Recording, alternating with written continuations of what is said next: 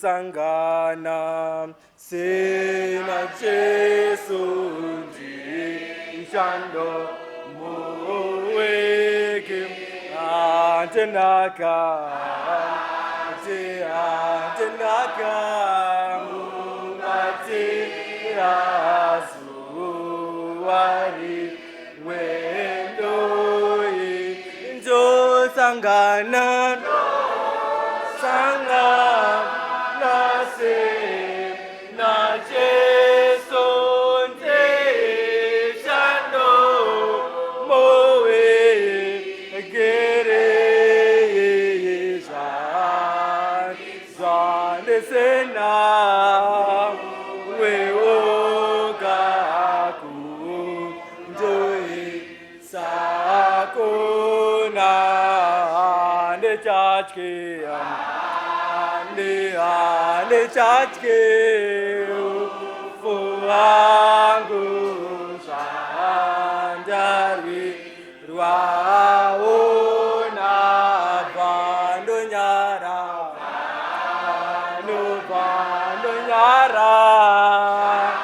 desena chantinga vikera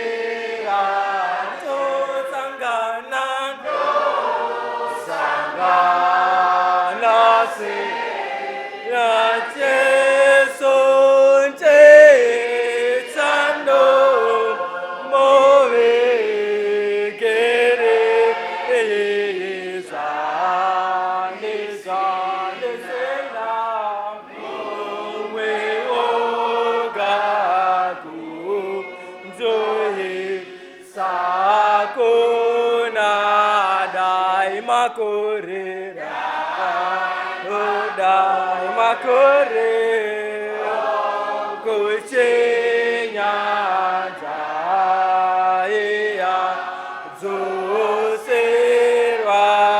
jaya pa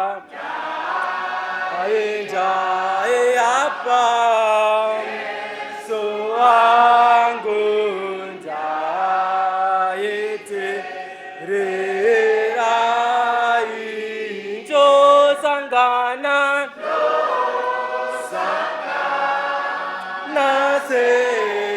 na Jesu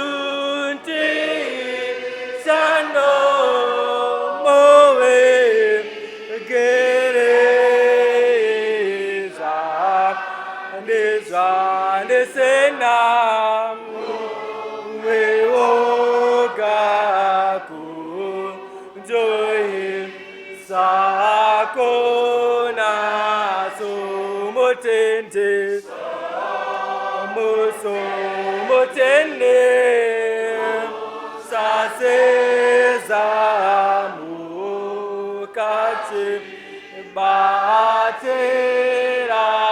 shingairera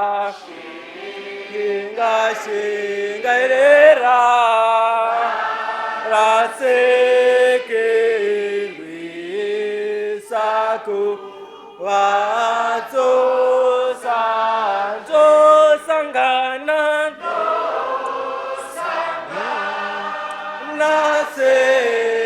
na Jesu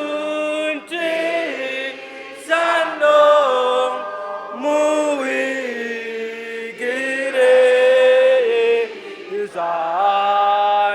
zande sena we ogaku joy sakuna she.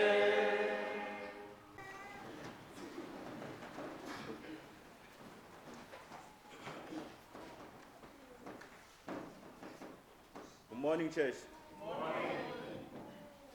I want to thank the leaders of this congregation for giving me this opportunity to stand before you this morning to share the word of inspiration together.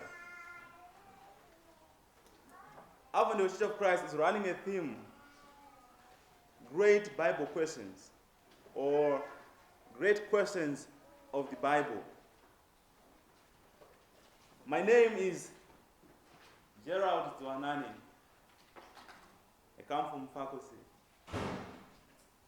And today, we'll be talking and discussing on the topic, which is a question from Genesis 42, verse 1. Why do you look at one another? Why do you look at one another? This is the question we'll be discussing today. Before we look into our passage, I want us to understand something about a question, or something about questions. Since we are talking about great Bible questions, we must know something about questions. A question is an utterance that functions as a request for information. A question is an utterance that functions as a request for information. If I need information from you, I ask you a question.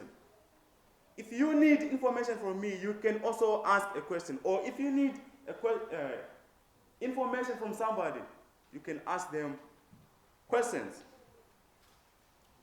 The other thing you should know about a question is that every question, a true question, begs to be answered. Every question begs to be answered. That's why you've heard about rhetorical questions, and they are considered as not true questions, because they don't beg for an answer to the person who is being addressed. But every question begs, or should beg, for an answer. There are different questions and how you can respond to questions. You can answer a question. There are questions that should be answered categorically. There are questions that can be answered categorically. That is by yes or no. Or just stating something specific, this or that. What is the name? This is my name. What is your country? Zimbabwe. That is answered categorically. There are also questions that should be answered in an analytical answer. There are questions that should be answered in an analytical answer. That is by defining or redefining terms. Other questions should be answered with a counter question. You ask me a question, I ask you another question to answer your question. I ask you a question, you can also respond by asking me another question. This is something about questions. And the other question that should be just put aside. Someone asks you a question, then you can just put it what? Aside. Why do we ask questions? Since we are talking about great Bible questions, why do we ask questions? You have been asking questions. You have been asked also a question by somebody. But why actually do we ask questions? The principal use of a question is to elicit information from the person being addressed. That is the principal use, to elicit information from the person being addressed by indicating information from the questioner, the question which is desired. So when you are asking a question, you are eliciting for information. Questions may be asked in a way of testing someone's knowledge. I can ask you a question, you can ask me a question in a way that you are just testing my knowledge. It doesn't mean that you don't know it. You know it, but just like in exams or in quiz, they are asking a question, then you are answering it only to test your knowledge. Questions may also be follow-up questions, which is, I ask you a question, then you are giving me some information. But the information you are giving me maybe is not satisfying. Then I ask you another question, it's following up for you to add more information on the question that I've asked you, the initial question. But if you see in our daily lives, questions enrich our discussions and our conversations. To those that are on WhatsApp, on Twitter, on any kind of social media, we know how we communicate, right? You probably ask, you start by a question. How are you? Where are you? They enrich our questions. They enrich our discussions and our conversation. What are you doing? But sometimes, if there's no question, it may be a dull conversation. So questions enrich our discussions or our conversation. Our theme as Adventist Church of Christ is focusing on great Bible questions. Great Bible questions. And scholars say that there are approximately 3,300 questions in the whole Bible. That is scholars. By counting all those question marks that are in the Bible, they say there are about 3,300 questions in the Bible. You may do your homework and also try to find out. The first question was asked by Satan himself. The first question in the Bible was asked by Satan. Genesis chapter 3, verse 1. Satan said, "Did God actually say, 'You shall not eat of the tree of the garden'?" That was the first question in the Bible. Genesis 3, verse 1. The second question was asked by God in Genesis 3, verse 9, when he was asking Adam, saying, "Where are you?" As I said before, that if a question is asked to elicit information from the person who is being addressed, and for you to give a desired answer to the questioner. God said, "Where are you?" And the last question in the Bible is in Revelation 18, verse 18, which was asked by those shipmasters, seafaring, and those sailors and those who trade on the sea, who were crying and mourning Babylon at its downfall. Babylon was destroyed, and they were mourning, saying, "What city was this great city?" That was the question which was last found in the Bible. When I counted the questions in the Bible, the question in Genesis 42, verse 1, which we are going to read, is the 97th question in the Bible, using the ESV version, the English Standard Version. That is the 97th question in the Bible. And that is the question we are going to talk about today, the 97th question of the Bible. Can you all turn our Bibles into the book of Genesis 42, verses 1 and 2.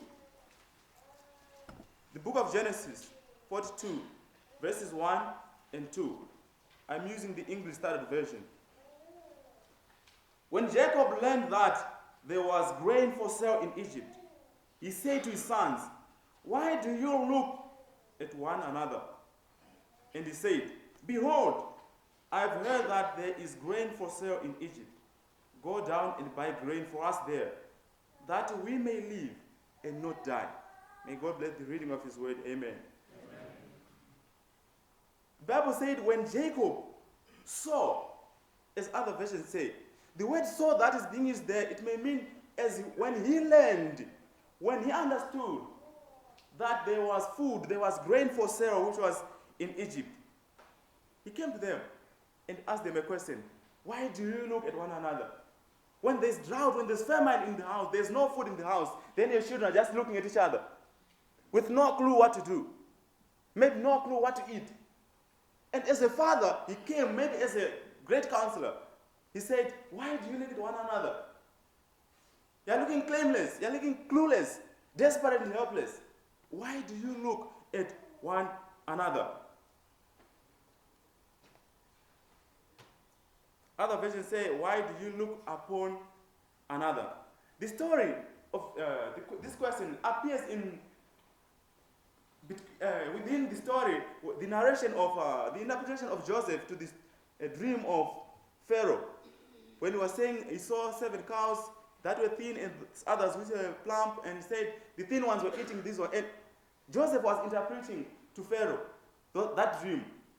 And now in the same story, the drought which he interpreted was now the one at hand. And when there was drought everywhere, there was no food in the land. When there was no food everywhere, then people were desperate. Also in Palestine or in Canaan, there was also no food. But their son of Jacob, which was Joseph, who was in Egypt, he had food, which he kept in store. And that was when Jacob came to him and said, when he heard, maybe by a rumor, common rumor, that there's food in Egypt. There's food where? In Egypt. So after that rumor, now he's coming, seeing his children, they're just looking at each other with no help. Maybe careless and unconcerned. Then he asked them a question. Why do you look at one another? From this question, I have seen how you and I should make a difference, how you and I should be relevant in life. You should be relevant, I should be relevant in life. What is your relevance and what is my relevance in life? How can you make yourself relevant? How can I make myself relevant, like Jacob did? There are two main areas that I want to consider that we may apply our relevancy in this life. The first is relevance in your family. Relevance in your family. And the second is relevance in the church. Relevance in the church. Considering the first point, relevance in your family. The word relevance means the degree to which something is related or useful to what is happening or being talked about. When someone is relevant or when something is relevant, it is its degree to something that is happening. How is it related? How is it useful to what is happening? So when I talk about your relevance in your family, how useful are you in your family? Are you just like Jacob's sons that are just looking upon another, doing nothing, desperate, helpless, careless, and unconcerned? Then you need someone maybe like Jacob to say, why are you just looking at one another? Because he's seeing that you are not showing that you are mature people, you are grown people who can make a difference, who can be relevant in your family.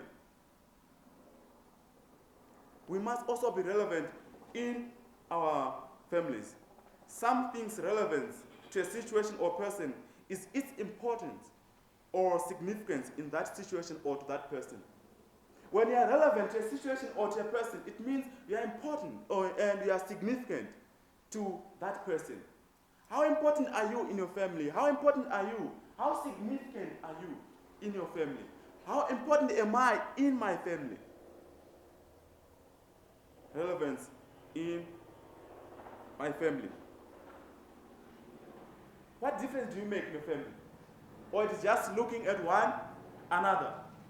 Remember, our question is saying, why do you look at one another? If it is children among us, maybe you can't even fetch water.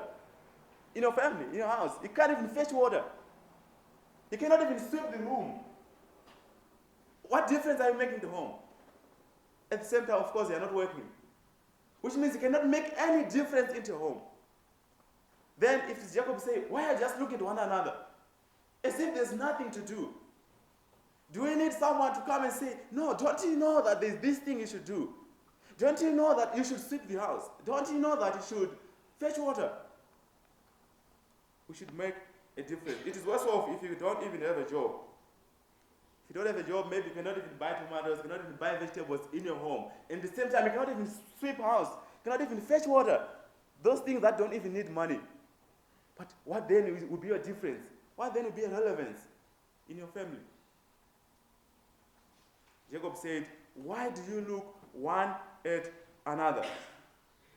Maybe as sons or daughters that are just grown as you are. We have people who are grown up among us. Maybe they're still youth, not married, they're still single. But maybe they are still looking, or we are still looking upon mom and dad. My mother should buy me shoe, my mother buy me trousers, my mother buy me. What difference are you making in your family? Do you still need to look? This son, Reuben, Judah, there were 10 of them. It was their father, the old man, Jacob, who came to them say, see as you are. Just look at one another. Don't you know, in verse 2 he said, behold, I have heard that there is grain. We need to make a difference in our families. To search information, where is grain? Things are hard right now, things are difficult, and we must make a difference knowing where we can make things happen, where we can make a difference in our families. For all information, when I was still single, I started staying together. I started staying alone, in 2010 when I was 18. I left my mother and my father 2006 when I was 14, staying with my brother. Then 2010, I started staying alone. I cannot continue depending on my mother. I cannot continue depending on my father. I must make a difference. Now my mother and my father expect something from me. Not me expecting something from them. What about you? Maybe what about me? What difference are you making in your family? Or maybe just looking upon another, looking helpless and unconcerned. To women, maybe you don't even cook or iron clothes for your husband. When you spend the whole day at home. Gender roles, I'm not biased here. Anyone can iron clothes, anyone can cook. But what I'm saying is that you spend the whole day at home, your husband is not at home, and you cannot even cook for him. What difference do you want to make at that home? What difference would you want to make? Maybe just looking at one another, looking unconcerned and careless. What difference are we making? And what relevance are we making in our home? Maybe you spend the whole day with your friends, walking up and down, doing nothing as a husband. And your family needs food. But with friends, up and down, going up and down, doing nothing. Someone said busy doing nothing. Can someone be busy at the same time doing nothing? They are busy doing nothing. At the same time, the family is dying. Or maybe you're enjoying something somewhere, but your family is dying. What difference are you making? And Paul said, if you cannot provide for your own people, your own family, you're worse than an what? An unbeliever. Can I come to church every day? Being baptized, I was baptized in 2008, it's now about 12 years now. Then being baptized, but still being worse than an unbeliever. 15 years, 20 years in faith, but being worse than an unbeliever because of not making a difference in my family. Because of not making a difference in your family. What difference are we making in our family? Are we looking careless and unconcerned in our family? Do you want your mom or dad to tell you to be relevant at home? Do you want someone to tell me to be relevant? Do you want someone to tell you that you should be relevant? Do you want your wife or husband to tell you to look for a job? You have no job, but do you want someone to say, my husband, please go and look for a job. Go and find a job. Things are hard. Okay, there's no job. Can't you even sell something that can make a difference in your family? Put something on the table.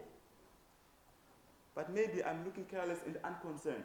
At the same time, I'm becoming again desperate and helpless because of not making a difference, because of not being relevant. We may have little children here. Maybe you're 5, you're 8 years, or 10-year-old. You can also make a difference. Your father and your mother, they may give you pocket money. You can separate them one day. Buy them 1 kg of salt. You see how they will thank you. And your father will feel your relevance in your family. When he goes somewhere, they will miss you. Because of making a difference in your family. Why do you look one upon another? Maybe mine baba kumusha uko. Wari kutamanga kushuka kumavi. Nekusha boots. Nekusha boots. Mwana ari mumtown arikushanda. But what difference are you making to your parents? What difference are you making to your family? To your brother, to your sister, to your mother, to your father, to your siblings? What difference are you even making? Jacob's sons were looking at each other with desperation, helplessness, carelessness, and even a lack of concern. But the aged Jacob is the only man of counsel. The aged Jacob is the only man of advice. He was a man of relevance. He came to them, why do you look upon another? Why do you look at one another? What difference are you making? You're just sitting doing nothing. What difference are you making in this home? Have you never seen some families that are not well to do financially? That only one person takes responsibilities of everything. In some families, there can be one person only taking responsibility over everything. Maybe we are children of 6 or 10, but only one person. What about the rest? What are we doing? What difference are we making? What difference are you making in that family? I'm saying then making no difference at all. We must make a difference in our families. The question says, why do you look one upon another? And the first I said, we must make relevance in our families. The second point is relevance in the church. Relevance in the church. Do saints miss you when you take a bit longer without coming, without attending them? Do they miss you? Has someone ever said, I missed you for this long time that you have been in somewhere, you have been away? I missed you. It's been long without fellowshipping with you. Did they even miss you at all? If they have not started missing you, it means question your relevancy. You must question your relevance. In the church, we have left the home now, the house, the family. Now going into the church. What difference are you making? Embarrassing enough, some people may not even notice whether you are there or not. Was brother Topreso there? I think he was there. I think he was not there. No one will know what was what. Because they may not know what you are. But if you know that someone was not there, if you are talking about this person, he was not there. Point blank. And if to someone they say, no, he was there. But to some, they may not feel your presence. They may not feel your relevance. Let people feel your presence in the church. I'm not saying come over and boast about what you do. But I'm saying do something that make the church recognize you for. Let church know you that this person can sweep, this person can do this person can do that in the church. We must not be careless and unconcerned about God's work. We must not be careless and unconcerned. Someone may say, I have nothing to do in the church. A lot of people have said that. I have nothing at all to do in the church. At the Church of Christ, I have nothing to do. I'm not an elder, I'm not a deacon, I'm not a preacher. What can I do? I have nothing to do in the church. Have you ever considered sweeping the auditorium? Or maybe you think sweeping the auditorium cannot be recognized by God. Or maybe you think sweeping the auditorium is nothing before God. But let me tell you, there are blessings in that sweeping of the auditorium. Where I come from in Church of Christ, there's one grandma who comes every Sunday before service. She shines and wipes the benches. Every morning before service. And almost everyone knows that. And she's almost every time the first person to enter the auditorium. That is relevance in the church. That's how she's making a difference. What about even cutting grass? We can hire someone, right? And cut grass. Or you can even come yourself and also cut the same grass. Have you ever considered calling someone at midnight for prayers? My brother, wake up, let us pray. Maybe at midnight at 12 a.m., right? 12 midnight. Some people will know you that our brother calls us every night. That is the relevance in the church. Just keep one day, just try it. After relevance is noticed, just try it one day without calling them. They will know. Or they are the ones to even call you. They are not seeing your relevance in the church. So we cannot say we have nothing to do in the church. We are here in the church. If you look by your side, there's someone that you are not seeing. Maybe that person did not come to church. Have you ever considered even calling that person after this service?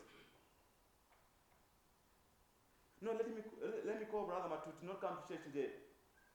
Let me call this brother to not come to church today. That is the relevance in the church.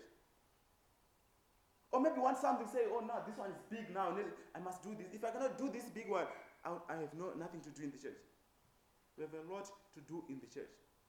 We cannot just look upon one another doing nothing in the church.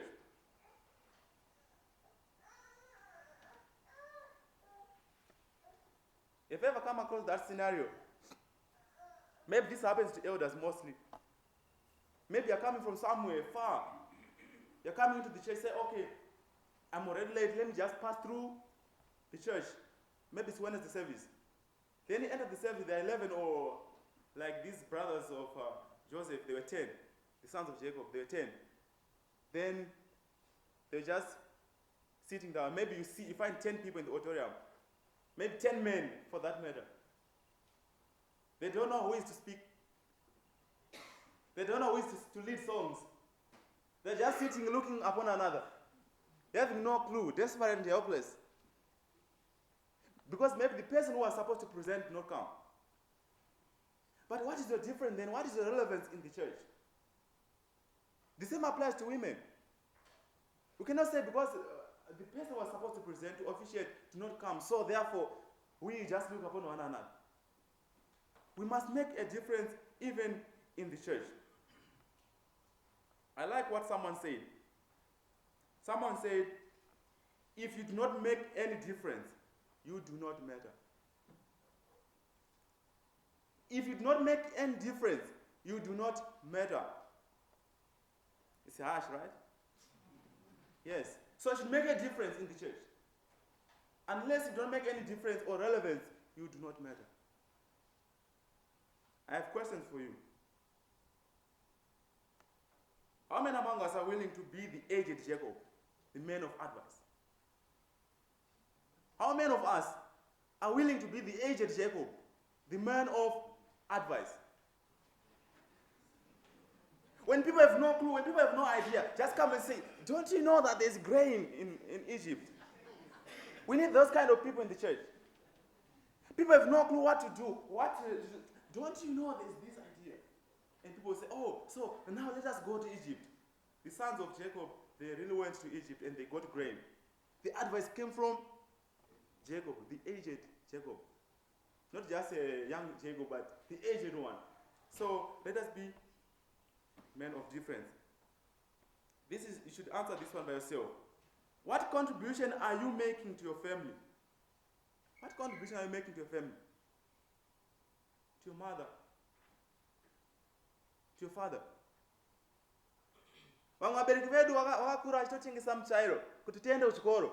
Then you're making no difference to them. Dumping them. Vaitengesa vim, pananiza vim. Kuti ane mari yechikoro kutenga exercise book. Then now, maybe Zanaka was just doing nothing and making no difference to them. They will even wish I had never born this boy or girl. We must make a difference. What does the church know you of? Do they know you of missing services? Do they know you of gossiping? Hey, I don't know. Or generosity? Maybe cleaning the church auditorium. Or maybe visitations, visiting other people. What does the church know you of? Do you mind making yourself a Christian? Do you mind making yourself a Christian with a difference in your community, at your work, and to your family? Remember, if you do not make any difference, you do not matter. Can you be relevant on this planet Earth after death? Maybe others want to be relevant after they die. Can you be relevant after death? You should answer that one to yourself. But make yourself relevant today. Make yourself relevant today. As I conclude, brothers and sisters, God is saying to you and me, why do you look at one another? He's saying, why are you so unconcerned and careless about God's work, about your family? That's what God is saying to you and me this morning. God is saying, why do you wait for another to do the work that you are capable of doing? You are capable of doing it, and why are you waiting for another to do it for you? You have to avail yourself to your family and to the church. I also have to do the same to be relevant. And now I call upon those that might have not made a difference in their families, that might have not made a difference in the church. This is the time that we can come to God and ask for prayers. Someone says some other things need deliverance. You define it by yourself what it means to be delivered. Some people may not make any difference, but this is the time you can ask God, and God can help you to be relevant in the church and also to make a difference in your family. Maybe there are others who are not yet baptized. It is also time that you come and make a difference, be baptized and become a follower of Jesus Christ and make a difference, and not just looking upon one another with desperation, helplessness, carelessness, or lack of concern. May God bless you all and bless the reading and proclamation of His word. Amen.